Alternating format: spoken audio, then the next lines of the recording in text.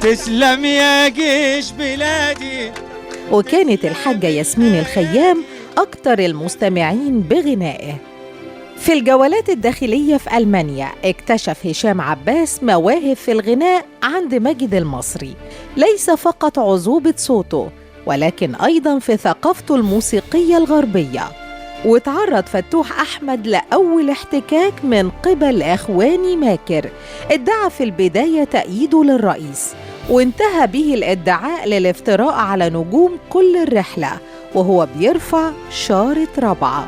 واتأخر خروج الباص من المطار 30 دقيقة.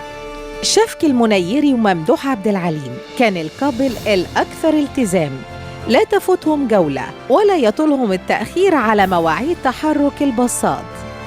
إلهام شاهين كانت تشعر بلذة النصر على الإخوان، لم تخرج حتى الآن من أجواء مشاحنات ما قبل 30 يونيو. عبير صبري اتفاجئت بدعابة من هالة صدقي في رحلة العودة، لكن عبير سيطرت عليها حالة من الدهشة بعد لقاء الرئيس. كانت مفتونة ببطل الرحلة ولا تستوعب قدرة الإعلاميين على مناقشة الرجل وليس انتقاده. أما نجم رحلة العودة فكان مدحت صالح، مر على كل الأغاني الوطنية، داعب عمر زهران ووائل الإبراشي ويوسف الحسيني وعلاء الكحكي ومحمد الأمين.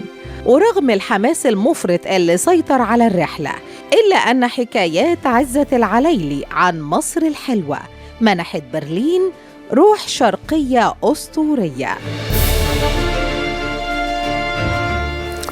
لا يزال قانون